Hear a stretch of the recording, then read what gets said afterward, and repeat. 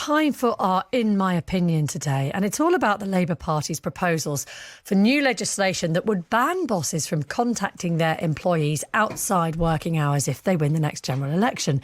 There are similar laws in Portugal, France, Spain and Belgium, and these would be part of a range of employment reforms set out by the party.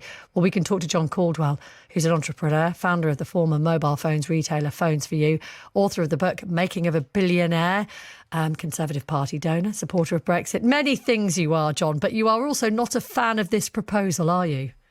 Well, I should say, first of all, that you've not included my main raison d'etre, which is philanthropy and transforming people's lives, and the fact that I'm a 70% donor to the Giving Pledge. So I think we have to put that into balance, that equation. And no, I'm not a fan of this at all. It's a preposterous notion. I don't know why the Labour Party dream up these crazy ideas. It's as if they're trawling for vote-catching ideas, but all they do is show the unelectable face of the Labour Party. Now, we're in an era where we've got 500 billion of extra debt on our balance sheets. We've got interest rates hiked up. We've got high inflation. And what we actually need is increased efficiency. And I know your listeners won't like this, but we need to do extra hours of work and be extra dedicated if we want to maintain our standard of living, because somebody has to pay for the price of COVID. OK, well, let's take the politics out of this for a minute. And I just want to get a sense of what you feel is reasonable as a boss. So you've worked in many different arenas, as you already said. Would you regularly call or text or email your employees in the evenings, at weekends, while they're on holiday? What would your expectations be? Well, I'm going to answer that in a second, but I'm going to first of all say this is nothing to do with politics. This is to do with pure common sense. Somebody has to pay for COVID. Somebody has to pay for the Ukraine war, and we can't pay for it by just keep borrowing.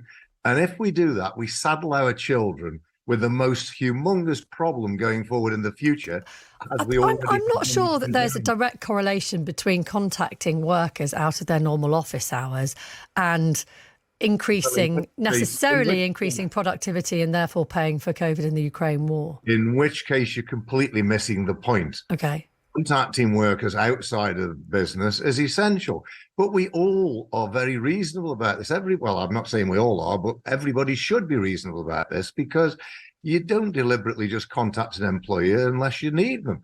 But in my case, my employees contact me every bit as much as I contact them, because there's something that needs. I think the thing is, I think the objection a lot of people have is your qualification is if you need them, but the use of constant communications has become so routine that there is a complete blurring of the division between work and home life. And ultimately, that has a detrimental impact potentially on all of us and makes us more stressed, less productive when we are in work. Well, I don't believe any of that, to be honest. I think that's... Okay. I think, if we look at the relationship between an employer and an employee, it has to be a good relationship. We're in times of full employment, notwithstanding some of these redundancies that are coming up just lately. But we are in times of full employment. We're in the year 2023, and we have to behave responsibly, whether we're an employee or an employer. And if we don't, as an employer, behave responsibly and look after our employees, they'll get a job somewhere else.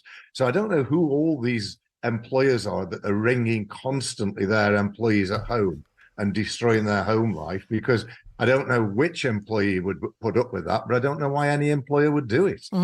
Let me just read you a couple of texts, because we've got many along these lines. Shock horror, a wealthy Tory supporter who's become very rich off the back of his workforce believes he should be able to demand of his employees whenever he pleases. It's okay to use common sense and courtesy, but the reality is that many bosses don't.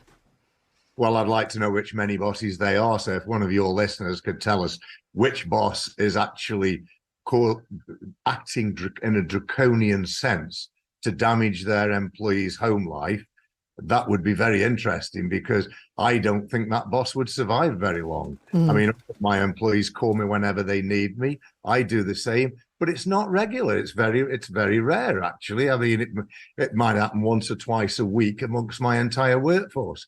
But my employees love the job. They love working for me. They enjoy what they're doing.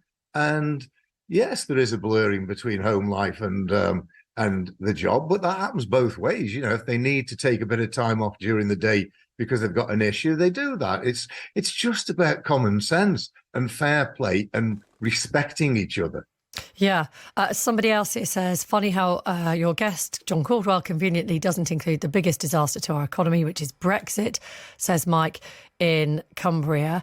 And a number of other people saying the reason our economy is in the state it's in is because of current management of the economy by the Conservative Party that you support. Well, let me just take that away as well, because that's a misnomer. I supported the Conservative Party once in my entire life, and it was to keep Labour out because Corbyn and McDonnell would have been a disaster for Great Britain. Am I a great supporter of the way the economy has been run over the last 3 or 4 years? I'm not. And people will have regularly heard me criticise the Tory party. We should be doing more. We should have employed Caudwell pandemic recovery to grow the UK GDP. We need to grow GDP. We need to improve efficiency. And the way to do that is by asking more of our employees. No, the way to do that is to create careers for people that they really enjoy, to increase efficiency, and to make sure that we overall drive Britain forward with technology and efficient methodologies, not just asking more of employees. Okay. Thank you very much, John. And I said, let's take the politics out of it and then let it right back down into the politics.